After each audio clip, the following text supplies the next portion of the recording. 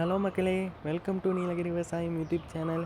இன்றைக்கி இந்த வீடியோவில் எதை பற்றி பார்க்க போகிறோன்னா, பிளாக் கோல்டு, அதாவது கருப்பு தங்கம்னு சொல்லக்கூடிய இந்த குருமிளகு பற்றி தான் பார்க்க போகிறோம்.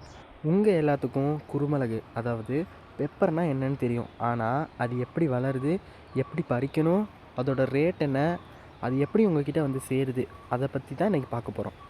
இந்த குருமிளகு எப்படி வளருது அப்படின்னா கொடியிலேருந்து தான் வளருது. கொடியை மரத்தில் ஏற்றி விட்டுருவோம். அதுக்கப்புறம் குருமிளகு காய்ச்சி முத்துனதுக்கப்புறம் ஏணி வச்சு பறிப்போம். இந்த மாதிரி ஏணி வச்சு பறிக்க வரவங்களுக்கு ஒரு ஆளுக்கு ஒரு நாளைக்கு 800 சம்பளம் கொடுக்கணும். இது மட்டும் இல்லாமல் அவங்களுக்கு டீயும் சாப்பாடும் கொடுக்கணும்.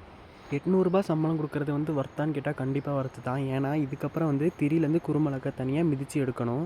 இந்த மாதிரி மிதித்தாதான் திரியிலேருந்து குருமிளகை தனியாக பிரித்து எடுக்க முடியும். ஒரு தடவை மிதித்தாலே தனியாக வந்துடுமான்னு கேட்டால் வராது. இன்னொரு தடவை மிதித்து அந்த திரியை மட்டும் தனியாக பிரித்து நம்ம எடுக்கணும். இந்த குருமிளகை சிலர் பச்சையாகவும் கொடுத்துருவாங்க, சிலர் காய வச்சும் கொடுப்பாங்க. நாங்கள் பச்சையாக தான் கொடுக்க போகிறோம்.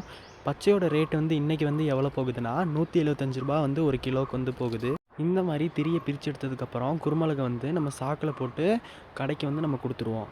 இந்த மாதிரி குருமிளகை மிதித்து அதிலேருந்து பிரித்து எடுக்கிறது ரொம்பவே கஷ்டம். அதுக்கப்புறம் தான் தெரியும் அது கால்லையும் கையிலையும் எவ்வளோ கரை ஒட்டியிருக்கும் அப்படின்னு.